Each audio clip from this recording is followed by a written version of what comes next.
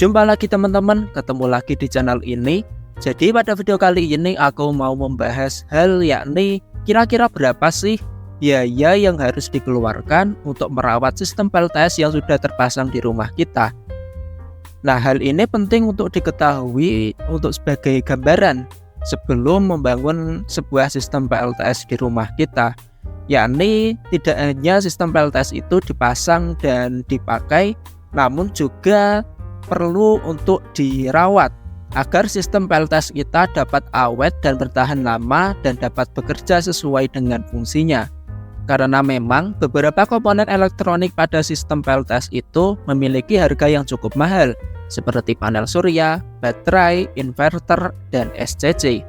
Maka dari itu kita perlu untuk merawat alat-alat tersebut untuk dapat digunakan selama mungkin, bahkan mungkin bisa sampai balik modal. Sebagai informasi, di sini sistem PLTS yang aku pasang di rumah ini sudah bekerja selama 1,8 tahun. Jadi mungkin sudah cocok ya untuk memberi kalian gambaran kira-kira berapa biaya yang harus dikeluarkan untuk merawat sistem PLTS di rumahku ini. Apakah perawatan PLTS susah atau mudah? Apakah membutuhkan biaya yang besar atau sedikit? Semua itu akan aku bahas di dalam video kali ini. Maka dari itu, simak terus ya. Oke, di sini aku mulai penjelasannya dari panel surya dulu ya. Jadi ini adalah panel surya dengan spesifikasi ukurannya 250 WP. Ini ada 2 biji 250 WP, 250 WP. Jadi totalnya adalah 500 WP. Aku rangkai secara seri ya. Jadi voltasenya sekitar 70-80 volt. Oke, adapun untuk perawatan dari panel surya selama kurun waktu 1 tahun ya sudah berjalan. Untuk perawatan panel surya sendiri, aku hanya merawat dengan cara membersihkan permukaan dari panel surya dari debu dan kotoran yang menempel di permukaan panel suryanya saja. Jadi dibersihkan dengan air, atau kalau kotorannya lebih membandel seperti itu ya, seperti kotoran burung membandel gitu, dibersihkan dengan air dan agak ada campuran sabun sedikit gitu ya. Dan yang pasti membersihkannya dengan dilap juga karena agar tidak meninggalkan bekas air yang sudah kering seperti itu. Jadi dapat disimpulkan bahwa perawatan dari panel surya itu ternyata mudah ya. Hanya membersihkan permukaan dari panel surya saja dari debu dan kotoran. Seperti itu. Dan untuk biaya perawatan dari panel surya jadi 0 rupiah. Jadi sangat murah sekali. Perawatannya juga sangat mudah. Seperti itu ya teman-teman Mas guys. Dan dilanjutkan karena di sini aku juga menggunakan rangkaian tracker ya, atau bracket panel surya untuk memposisikan panel surya menghadap ke matahari. Bracket ini juga pastinya membutuhkan perawatan ya. Adapun untuk perawatan dari bracket panel surya ini selama 1 tahun aku hanya merawat pada bagian ini ya, engsel, karena aku nggak pakai bearing ya, hanya menggunakan pipa galvanis dan baja ringan. Jadi nggak pakai bearing, maka aku menambahkan ini kayak pelumas gitu ya. Pelumas namanya sih grease atau stempet gitu. Jadi pelumas agar mempermudah pergerakan dari bracket panel surya ini agar tidak berbunyi ya. Kalau sebelumnya ini pada awal pemasangannya belum aku kasih grease atau pelumas ini. Jadi pergerakan dari bracket panel surya ini terdengar kayak krek-krek gitu ya. Ada gesekan-gesekan yang cukup keras yang bisa didengar sampai bawah.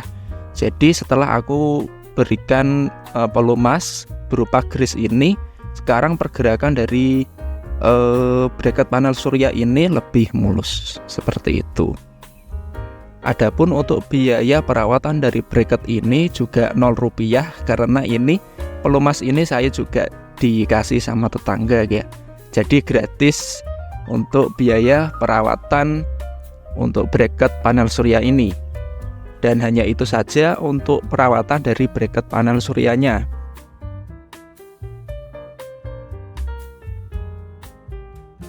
Adapun ini engselnya juga terdapat beberapa buah ya di bawah ini. Mungkin ada 4 titik engsel seperti ini yang semuanya sudah aku kasih pelumas atau grease tempet. Masih pembahasan di bracket panel surya ini, juga di sini terdapat motor penggerak aktuator parabola. Aku menggunakan aktuator merek Matrix. Alat ini biasa digunakan untuk memposisikan parabola ya, tapi di sini aku gunakan untuk penggerak bracket dari panel surya untuk menghadap ke matahari. Untuk perawatan dari komponen alat ini juga tidak ada sama sekali, karena ini alat ini sudah tertutup ya, maksudnya itu jadi sudah tahan cuaca, tahan air, tahan panas, dan tahan hujan. Jadi tidak perlu dilakukan apa-apa. Yang penting posisinya dari motor aktuator ini, motor dinamo ini berada di atas ya, karena di bawah ini terdapat kabel sebagai catu dayanya untuk menggerakkan motor ini. Jadi posisinya motor dinamo ini harus di atas, karena agar tidak kemasukan air ya dari air hujan. Kalau misalnya yang bawah ini ditaruh atas, jadi posisinya harus seperti ini. Nah, kesimpulannya untuk perawatan dari motor aktuator ini serta bracket panel surya adalah Rp0 juga. Oke, aku akan lanjutkan ke box panel kontrolnya. Di sini di dalam box ini terdapat beberapa komponen pendukung dari PLTS. Nah, aku akan mulai dulu dari MCB sini ya. Jadi di sini terdapat beberapa MCB. Untuk perawatan dari MCB ini cukup sederhana, yakni hanya mengencangkan baut dari konektor MCB ini ya. Yang tidak dapat dipungkiri bahwa menurut pengalamanku dan beberapa pengalaman pengguna PLTS lain, baut dari MCB ini seiring waktu bisa jadi semakin mengendor ya. Walaupun terakhir kali misalnya sudah dibaut secara kuat, namun beberapa pengalaman pengguna PLTS mengalami kalau baut yang sudah dibaut dengan cukup kuat beberapa bulan yang lalu atau tahun, setelah dicek lagi ternyata bautnya sudah agak renggang. Jadi untuk perawatan dari MCB ini hanya mengencangkan dari baut-baut konektornya saja untuk lebih menguatkan koneksi antara konektor dari MCB ini ke kabel yang dihubungkan. Untuk lebih baiknya lagi, kabel yang dihubungkan ke MCB ini menggunakan skun ya, agar lebih kuat lagi koneksi dari kabel ke MCB-nya. Seperti itu. Dilanjutkan di sini ada SCC MPPT POW-MR 60 ampere. Adapun untuk perawatan dari SCC MPPT ini selama 1 tahun berjalan, saya hanya membersihkan debu-debu yang menempel di kisi-kisi SCC MPPT ini, dibersihkan debu-debunya, serta kemarin saya melakukan perawatan pada kipas pendingin ini, karena kipas pendingin ini agak seret ya, muternya agak pelan gitu. Jadi aku copot, terus aku kasih pelumas oli bekas seperti itu. Jadi hanya 2 itu aja untuk perawatan dari SCC MPPT ini. Oke, lanjut. Di sini terdapat inverter. Saya menggunakan inverter low frequency. Ini speknya 24 volt 600 watt. Adapun untuk perawatan dari inverter ini hampir tidak ada, hanya membersihkan MPPT ini dari debu yang menempel ya. Karena debu itu merupakan salah satu permasalahan untuk beberapa komponen elektronik ya, agar tidak menimbulkan jamur yang dapat merusak komponen atau merusak jalur PCB dari komponen inverter seperti ini. Karena inverter ini kan jenisnya DIY ya, atau buatan individu, bukan kayak pabrik kayak inverter Kenika dan lain-lain. Jadi ini inverternya tidak ada box pelindungnya ya kayak inverter Kenika seperti itu. Jadi perlu dirawat, yakni membersihkan debu-debu yang menempel saja. Oke, untuk di sini juga pendukung dari inverter ini ada trafo untuk menaikkan tegangan ke 220 volt. Untuk perawatannya juga hanya membersihkan debu-debu yang menempel. Karena di sini saya juga menambahkan sebuah kipas untuk mendinginkan trafo ini ya. Jadi kalau ada kipas di sini pastinya akan juga banyak debu-debu yang menempel karena kipas menyedot udara dari ruangan sekitar, pastinya juga akan menyedot serta debu-debu juga. Di sini selama 1 tahun aku hanya merawat dengan cara membersihkan trafo ini dari debu-debu yang menempel. Oke. Adapun di sini di bawahnya terdapat ATS atau automatic transfer switch untuk memilih apakah di rumah saya ingin menggunakan listrik dari PLTS ataukah ingin menggunakan listrik dari PLN. Di sini perawatannya juga sama, hanya membersihkan debu-debu yang menempel pada komponen-komponen ATS ini. Oke, selanjutnya di sini ada MCB, sama seperti tadi, adalah mengencangkan konektor-konektornya saja. Oke, di sini lanjutnya ada kipas. Kalau kipas ini sudah biasa ya. Kipas hanya dibersihkan debu-debu yang menempel di bodi-bodinya, di kisi-kisinya dan lain-lain. Di sini aku menambahkan beberapa kipas, ada 3 kipas. Yang bawah ini untuk mengeluarkan udara panas dari dalam box. Yang ini untuk menyedot udara dari luar, dan ini untuk mendinginkan trafo. Oke, selanjutnya kita akan lanjut ke bawah sini. Di sini terdapat baterai yang aku gunakan sebagai media penyimpanan energi listrik yang sudah diproduksi oleh panel surya. Di sini aku menggunakan 2 tipe macam baterai. Ada baterai lithium bekas laptop. Ini ya, baterai lithium bekas laptop yang aku paralel tiap slotnya. Ini aku menggunakan 4 slot baterai 18650 yang dirakit di berbaris seperti ini. Tiap slotnya aku rangkai 3 baterai secara paralel dengan menggunakan plat nikel seperti ini. Oke, itu baterai yang di atas ini adalah baterai bekas laptop 18650. Yang di bawahnya ini, merupakan baterai BlackBerry. Baterai BlackBerry dengan jenis FM1. Baterai BlackBerry ini kondisinya masih baru, yang pastinya kapasitasnya juga masih sesuai dengan spek yang tertulis pada bodinya ya, sekitar 1150 mAh. Jadi baterai BlackBerry ini juga sangat membantu ya, karena harganya murah dan bentuknya tipis.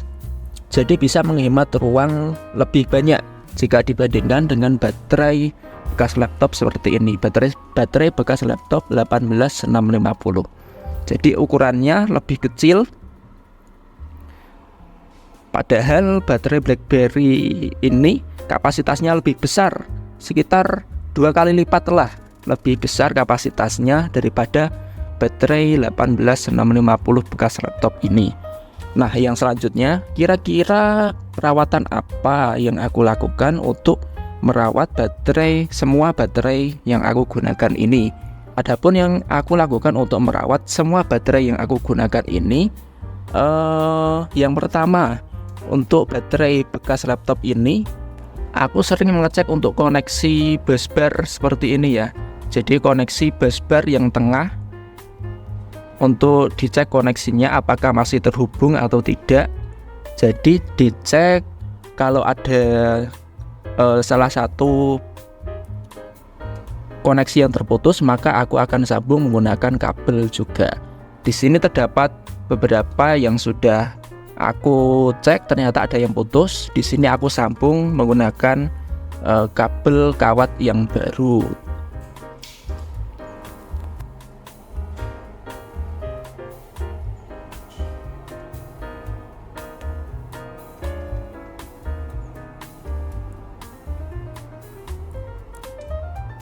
Oke, yang selanjutnya adalah mengencangkan konektor-konektor penghubung dari baterai 18650 bekas laptopnya, yang konektornya menghubungkan antara baterai 18650 untuk dihubungkan ke baterai BlackBerry-nya yang di bawah ini.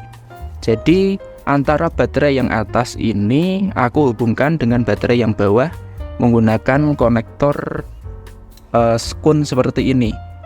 Jadi dihubungkan agar lebih kuat dan jangan sampai longgar ya, karena akan menyebabkan juga seperti panas gitu ya, dan akan mengurangi efisiensi dari koneksi antar baterainya. Oke, seperti itu untuk perawatan dari baterai bekas laptop jenis 18650-nya. Oh iya, untuk perawatan yang selanjutnya pastinya juga membersihkan debu-debu yang menempel ya. Yang debu-debu menempel sering hinggap di atas, bagian atas baterai 18650-nya. Ini perlu dibersihkan. Nah, yang selanjutnya bagaimana perawatan dari baterai BlackBerry-nya. Adapun untuk perawatan dari baterai BlackBerry-nya, di sini selama 1 tahun aku hanya membersihkan pack dari baterai BlackBerry ini dari debu aja. Jadi tidak sampai mengecek seperti tadi ya, mengecek busbar satu persatu seperti ini. Jadi untuk perawatan dari baterai BlackBerry ini lebih mudah. Selanjutnya di sini ada komponen namanya BMS. BMS ini berfungsi untuk mengamankan atau proteksi dari baterai 18650-nya. Di sini aku hanya mengecek dari koneksi antar baterainya ya, koneksi sensor ini apakah masih terhubung atau tidak, seperti itu saja. Di sini terdapat komponen balancer. Untuk perawatan dari komponen balancer ini hanya membersihkan dari debu aja. Di sini terdapat komponen cell meter untuk mengecek voltase tiap-tiap selnya. Juga tidak ada perawatan khusus untuk komponen cell meter ini.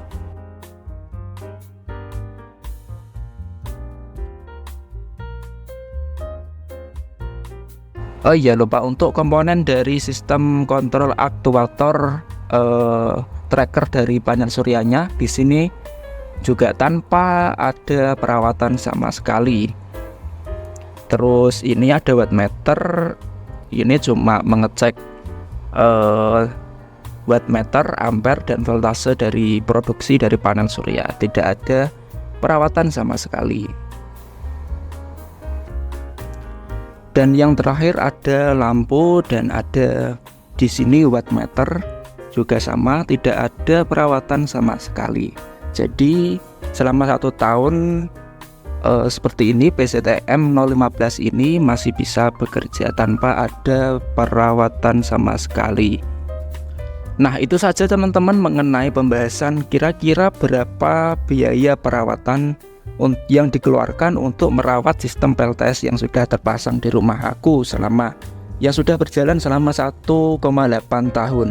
Jadi dapat disimpulkan bahwa dari semua komponen PLTS yang sudah saya sebutkan tadi, kalau disimpulkan bahwa hampir tidak ada biaya yang dikeluarkan untuk merawat sistem PLTS yang sudah terpasang.